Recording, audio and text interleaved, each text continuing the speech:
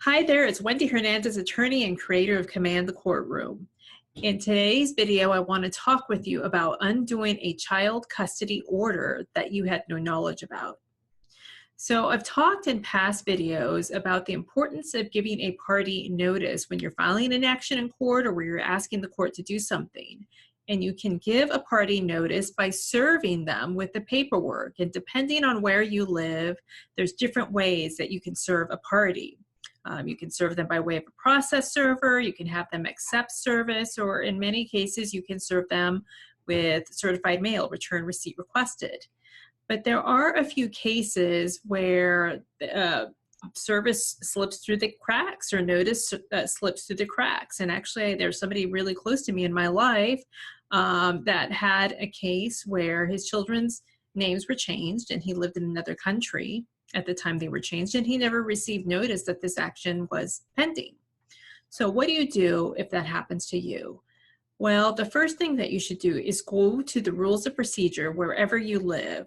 So in Arizona, I would go to the Arizona Family Rules of Procedure or Arizona Rules of Family Law Procedure. And there should be a rule, if you're in the United States, about setting aside a judgment.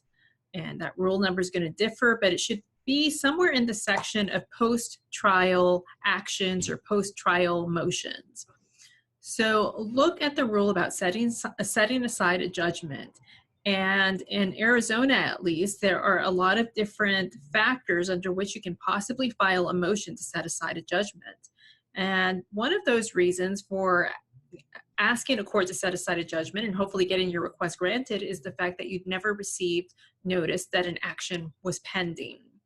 So if there was a court order entered against you, like it could have been a child support order and you had no knowledge of the court order, or maybe your children, your ex was given custody and you had no idea that an action was even pending, don't lose hope, because there still is something that you can do, or at least try to do, to get that motion set aside and get the judge to look at it again.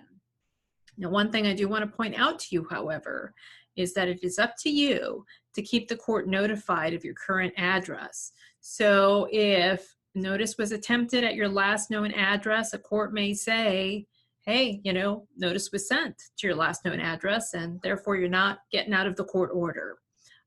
So the responsibility and the obligation is on you. If you move and you don't update the address and you miss something important, then you may be out of luck. In many cases, though, when somebody's asking for something major to be done, like a change in custody or a name change, the opposing party is required to be personally served.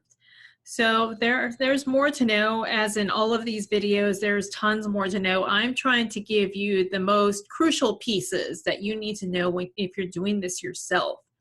So don't lose faith if an order's been entered against you and you didn't have any idea that it had happened.